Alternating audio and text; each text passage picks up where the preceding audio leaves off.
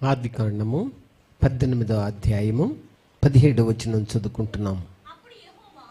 అప్పుడు యెహోవా, నేను చేయబోవు కార్యమును అబ్రహామునకు దాచెదనా.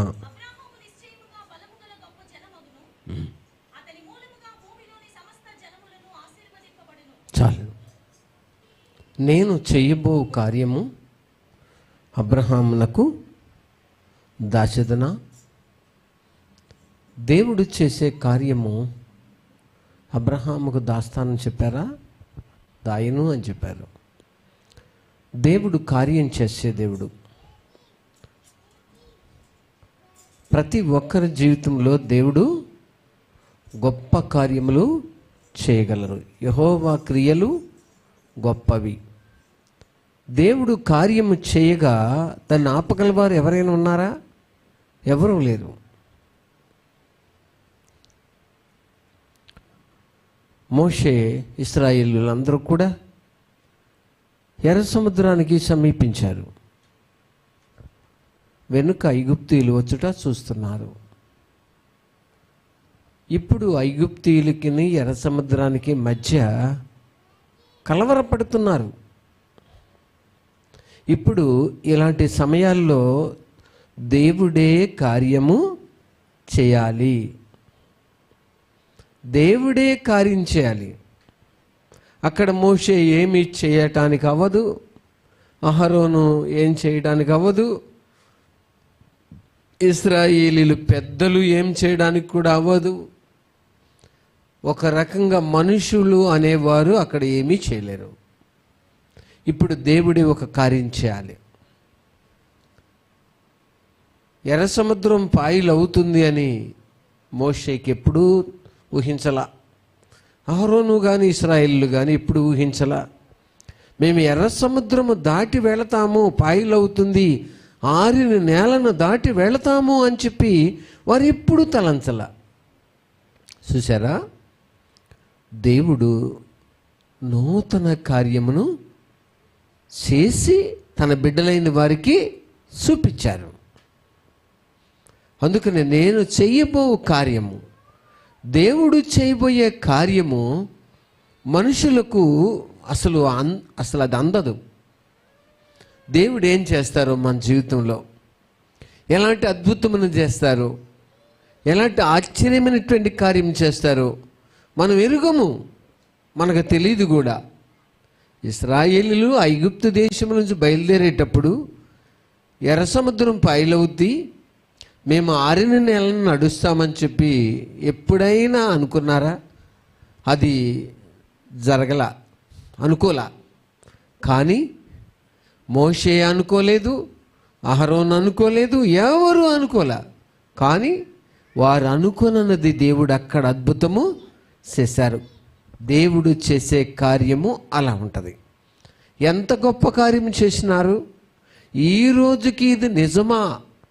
నిజంగా ఎర్ర సముద్రము ఆరిందా? ఎర్ర సముద్రము పాయలయ్యిందా? నిజమా అని ఇప్పటికీ నమ్మలేని సత్యం అది. నమ్మలేరు. కానీ పాయలయ్యిందా? పాయలైంది. లేఖనము చెప్తుంది. లేఖనములో పరిశుద్ధ గ్రంథం అనే లేఖనంలో రాయబడింది. ఆకాశము భూమి గతించిన నా మాటలు గతించమని చెప్పిన మాట. కాబట్టి నేను చేయబో కార్యము, దేవుడు కార్యం చేయగలరు. ఆయనకి అసాధ్యమైనది ఏదైనా కలదా? సమస్తము కూడా ఆయనకి సాధ్యమే. ఇప్పుడు అబ్రహామును గురించి దేవుడు మాట్లాడుతున్నది, నేను చేసే కార్యం అబ్రహాముకు దాస్తానా? దాయను. ఇప్పుడు ఏం చెప్తున్నారు ఇప్పుడు అబ్రహాముకి? చూడండి 20వ వచనం. మరి యెహోవా సొదొమ గొమొర్రాలను గూర్చిన మొర గొప్పది గనుకను వాటి పాపము బహు ఘోరమైనది అన్నారు. సంగతి ఏం చేసినారు? అప్పుడే అబ్రహాముకి తెలియజేశారు. వాటి పాపము ఘోరమైంది, వాటి పాపము ఘోరమైంది.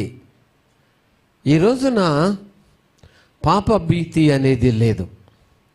పాపము అనే పదం ఎత్తితే మనుషులు దాని గురించి పట్టించుకునే మనిషే కరువు అవుతున్నారు.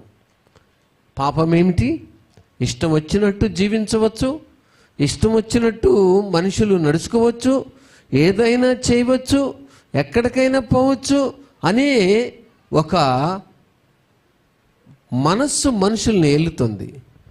ఇది ఏలడానికి గల కారణం, దీని వెనక ఉన్న అపవాదే అందుకు కారణం. పాపమునకు జనకుడును, పాపము చేయించగలడు, పాపములో పడగొట్టుటకు అపవాదే కారణం. కాబట్టి దేవుడు అంటున్నారు, సంగతి దాచేదనా లేక నేను చేయబోయే కార్యము దాస్తానా, తెలియకుండా ఉంచుతానా? ఉంచను. మనకు కూడా దేవుడు ఏం చేయబోతున్నారో అది మనకు తెలియజేస్తారు. తన బిడ్డలైన వారికి తెలియజేస్తారు. కళ ద్వారానైనా దర్శనము ద్వారానైనా దేవుడు ఖచ్చితంగా తెలియజేస్తారు, ఏదో ఒక విధంగా.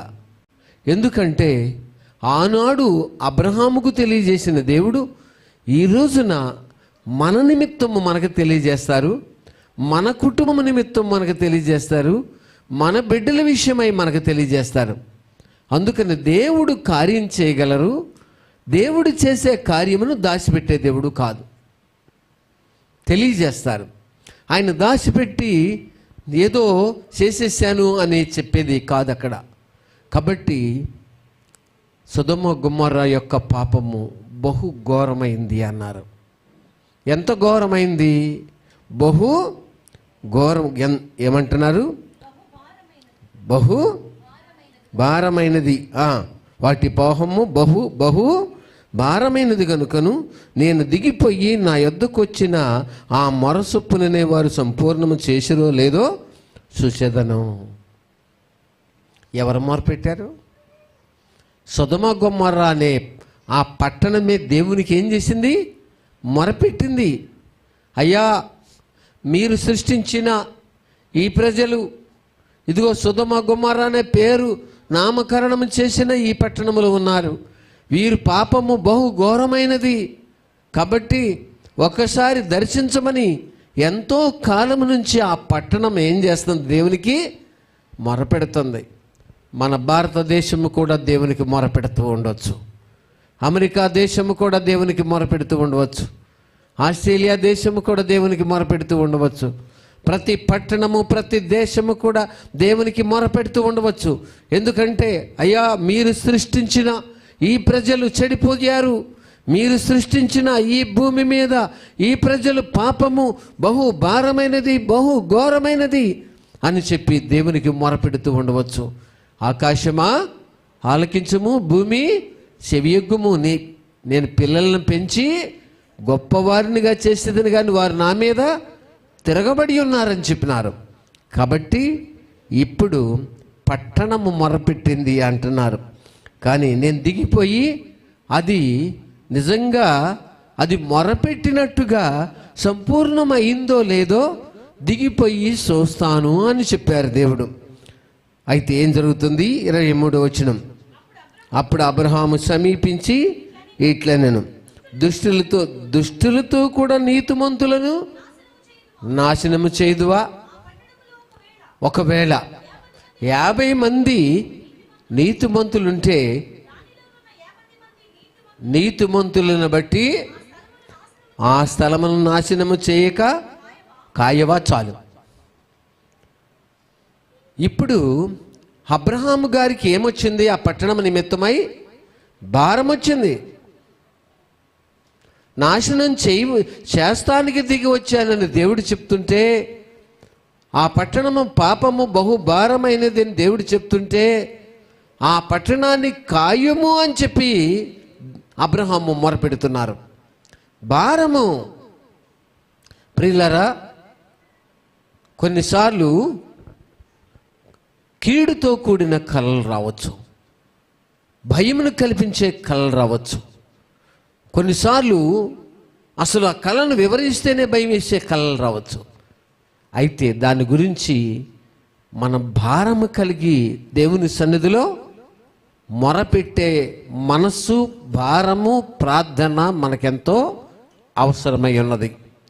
చాలామంది ప్రసంగం చేయగలరు, చాలామంది ప్రసంగం చేయగలరు, కానీ ప్రసంగం చేసేవారిని కూడా చాలామందిని తయారు చేయొచ్చట. కానీ ఒక ప్రార్థనాపరుణ్ణి, ఒక భారము గల ప్రార్థనాపరుణ్ణి తయారు చేయటం చాలా కష్టం. ప్రసంగాలు చేసే వాళ్ళని చాలామందిని తయారు చేయవచ్చు, కానీ ఒక భారము కలిగి ఉన్న ఒక ప్రార్థనాపరుణ్ణి తయారు చేయడం చాలా కష్టం. ఎందుకంటే అది సాధ్యపడేది కాదు. కాబట్టి అబ్రహాము యొక్క హృదయం నిండా భారం ఉంది. ఆ పట్టణం పాపం చేసింది కదా, నాశనం అయిపోతే ఏం కాదులే అని చెప్పి ఆయన దేవునితో ఏకీభించి దేవుడే చూసుకుంటారు అని చెప్పట్లా. తండ్రి సమీపించి, దేవునికి సమీపించి ముఖాముఖిగా, అందులో ఆ పట్టణంలో ఒకవేళ 50 మంది నీతిమంతులుంటే ఆ పట్టణమును నాశనం చేయకుండా కాపాడవా? దుష్టులతో కూడా నీతిమంతులను మీరు నాశనం చేస్తారా? ఒక్కొక్క మాట చూడండి ఏం చెప్తున్నారో. ఈ రోజున మనం కూడా ఏదైనా కొన్ని అననుకూలమైన పరిస్థితులు మనలో ఏర్పడిన, మన ఇంటిలో ఏర్పడిన, మన పిల్లల్లో ఏర్పడిన ఆ సంగతి మనకు తెలిస్తే మనం కూడా చేయాల్సిన పని ఏమిటి అంటే భారముతో కూడిన ప్రార్థన. భారముతో కూడిన ప్రార్థన. మేము కొన్నిసార్లు చెప్తా ఉంటాం, సరైన హృదయం లేని వాళ్ళు ఆ యాంప్లిఫైయర్ దగ్గర కానీ, ఈ వీడియో దగ్గర కానీ ఇలా ఉండకూడదు అని చెప్తాం. ఎందుకంటే వాళ్ళు దురాత్మతో నింపబడిన మనుషులు, వాళ్ళు చీకటితో నింపబడిన మనుషులు. వాళ్ళ ద్వారా దేవుని కార్యమును ఏం చేయొచ్చు? ఆ దురాత్మ ఆటంక పరచవచ్చు. వారు ఆ పని దురాత్మతో నింపబడి ఆ పని చేయడం కంటే ఆ పని చేయకుండా ఉండడమే ఎంతైనా మంచిది. ఎందుకంటే మాట వినకుండా బలులు అర్పించడం శ్రేష్టమా? ఏమండి, మాట విని బలి అర్పించడం దానికంటే ఎంతో శ్రేష్టమైనది. మాట వినుటే శ్రేష్టము. కాబట్టి హృదయ శుద్ధి అనేది లేకుండా మనుషుడు కలుషితమైన హృదయంతో నింపబడి అదే అవిధేయతలో ఉండి, అదే పాపములను ఉండి, అదే పాపపూరితమైన మనసుతో నింపబడి మళ్ళీ దేవుని యొక్క పరిశుద్ధమైన కార్యాల్లో పాల్గొని అందరితో కూడా కలిసిపోయే మనసు మనిషికి వచ్చినప్పుడు సాతానుడు చాలా సంతోషిస్తాడు. ఎందుకంటే ఆహా, నేను భలే దేవుని కార్యాలను ఏం చేస్తున్నాను? ఆటంక పరుస్తున్నాను. భలేగా ఇతరుని నేను, లేక ఈ అమ్మాయిని భలే సాధారణంగా వాడుకుంటున్నానని సంతోషిస్తాడు. అపవాది యొక్క చర్య అది.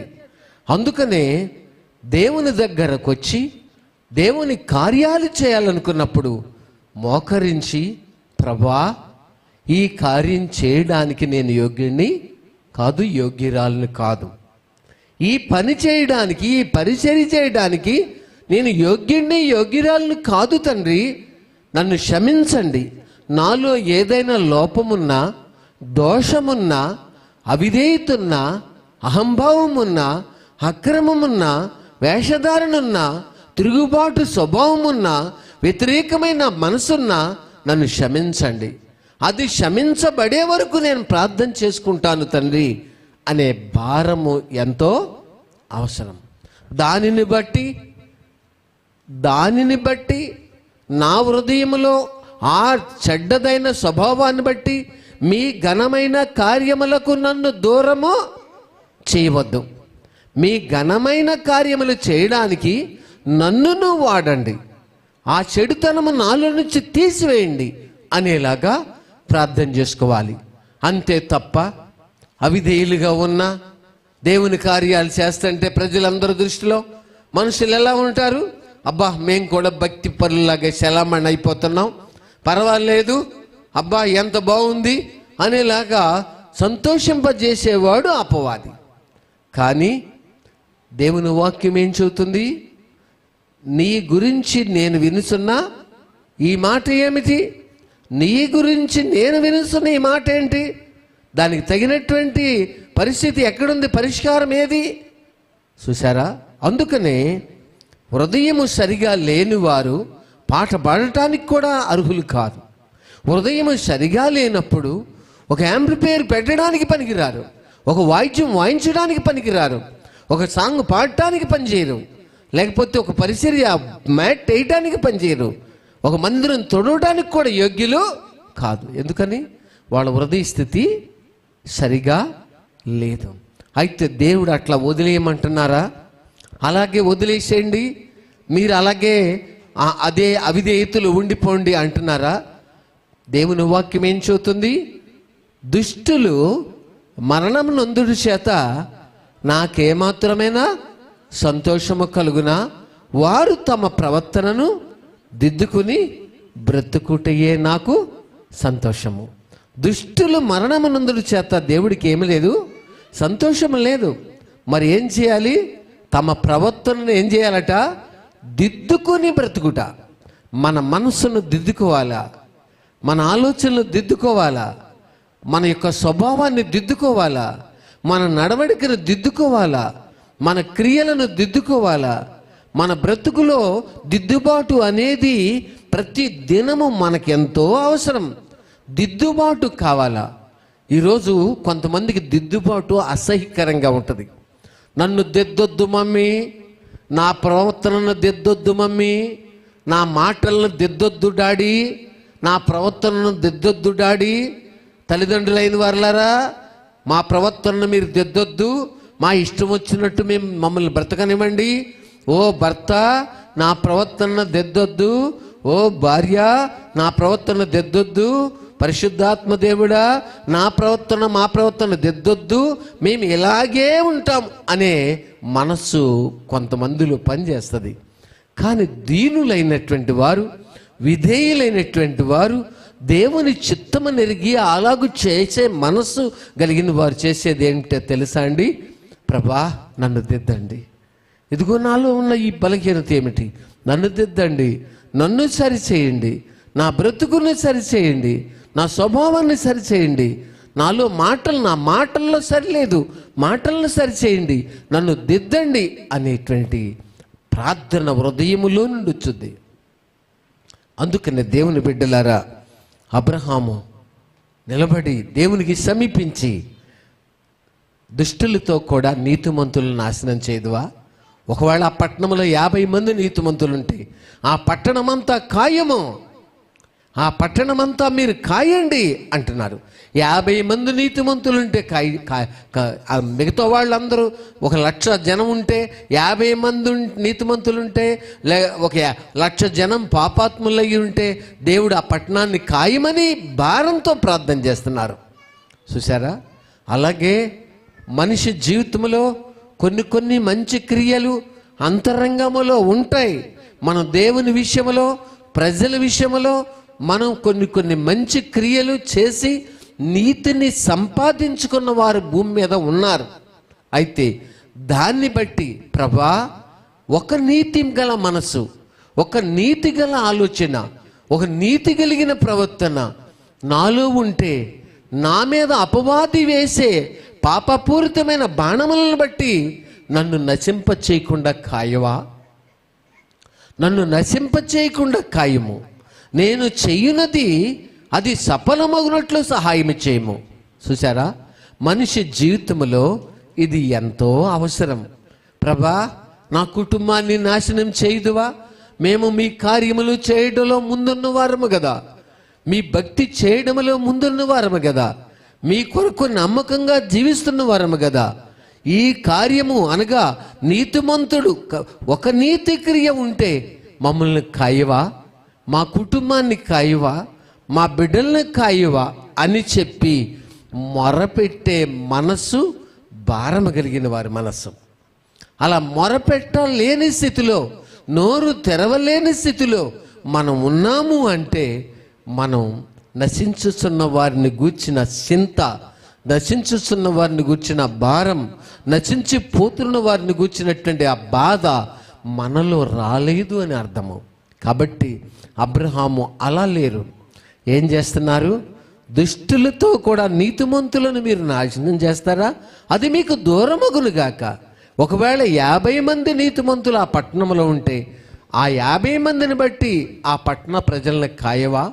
చూడండి, అపాయమును ఆపుటకును, దేవుని యొక్క ఉగ్రతను ఆపుటకును, దేవుని యొక్క కోపము ఆ పట్టణం మీద మండకుండా, లేక దేవుని యొక్క శిక్ష ఆ పట్టణం మీద పడి ఆ పట్టణ ప్రజలు నశించిపోకుండా వాళ్ళందరినీ ప్రేమించుట విషయంలో, వాళ్ళందరినీ భారముతో, వాళ్ళందరినీ కాపాడాలన్న భారం కలిగిన మనసుతో అబ్రహాము నిలబడి భారముతో ప్రార్థన చేస్తున్నారు.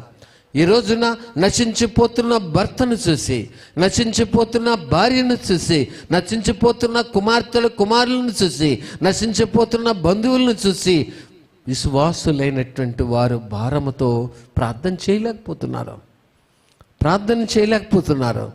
నిజం ప్రియులారా, మనిషికి తెలుసు ఈ లోకము శాశ్వతం కాదు, ఇది ఒక అద్దె ఇల్లు లాంటిది. ఈ ఇల్లు ఎప్పుడైనా ఖాళీ చేయాలని ప్రతి మనిషికి తెలుసు. అయినా సరే మనిషి నీతిని కలిగి, భక్తి కలిగి, నీతిని అనుసరించి నడుచుటలో భారము కలిగి, నీతిగా బ్రతుకుటలో భారము కలిగి, నీతిని అంతరంగంలో స్థాపించడంలో భారము కలిగి, మాటలలో నీతి, క్రియలలో నీతి, ప్రవర్తనలో నీతి, బ్రతుకులో నీతి, ఇచ్చుటలో నీతి, పుచ్చుకొనుటలో నీతి, ప్రతి విషయంలో నీతిని కలిగి బ్రతకాలన్న ఆ చింత మనిషికి రాలా. సడన్గా మాయమైపోతున్నాడు మనిషి. అప్పుడు కళ్ళు తెరుస్తున్నాడు. కళ్ళు తెరిచి ఏం చేస్తున్నాడు? తండ్రివైనా అబ్రహామా, నాకింకా 5 సహోదరులు ఉన్నారు, వారు కూడా ఈ వేదనకరమైన స్థలంలోనికి రాకుండానట్లు నువ్వు లాజరుని అక్కడికి పంపి సువార్త ప్రకటించు. ఈయన అక్కడ ఉండినప్పుడు సువార్త విన్నారా? వినలా. ఈ రోజున సువార్త వినే మనసు ఎక్కడుంది? సినిమా చూసి సినిమా వినే మనసు ఉంది, లేక నాటికలు, లేకపోతే ఇంకేవేవో వాటిని చూసి వినే మనసు ఉంది. ఆ ప్రకారంగా నడిచే మనసు ఉండొచ్చు. కానీ దేవుని వాక్యం వినే మనసు ఎక్కడా? అది మాకు టైం లేదండి, అయినా ఇలాంటి వాక్యం మేము వినమండి, ఇంత హెచ్చరిక కలిగిన వాక్యం వినమండి, ఇలా గద్దింపు కలిగిన వాక్యాలు మాకు వద్దండి, మాకంతా కూడా మెచ్చుకునే వాక్యము, మిమ్మల్ని దేవుడు దీవిస్తారు, దీవిని వెంబడి దీవిని మీకు వసద్దనే వాక్యం చెప్పే బోధకులు మాకు కావాలండి, అలాంటి వాళ్ళ బోధ కోసమే మేము ఎదురు చూస్తున్నామండి అని చెప్పే రోజుల్లో ఉన్నాం. ప్రియులారా, నన్ను దిద్దాల ఈ వాక్యము, నా స్థితిని నాకు అర్థమలాగా చూపించాలి ఇటు వాక్యము. నా బ్రతుకులో నీతి ఎంతవరకు ఉన్నది? నా బ్రతుకులో నీతి ఉన్నదా? నా క్రియలలో నీతి ఉన్నదా? నా నోటి మాటలలో నీతి ఉన్నదా? నీతిమంతుల జాబితాలో నేను చేర్చబడ్డానా? నీతిమంతుడిగా బ్రతుకుచున్నానా? నీతిని అమ్మేసి నీతిని పక్కన పెట్టి సుచిత్తములో జీవిస్తూ మురికి గుడ్డ అయిపోయానా అనే సంగతిని గురించి ఆలోచన చేయకుండానే మనిషి సులువుగా ఈ లోకాన్ని విడిచి వెళ్ళిపోతున్నారు.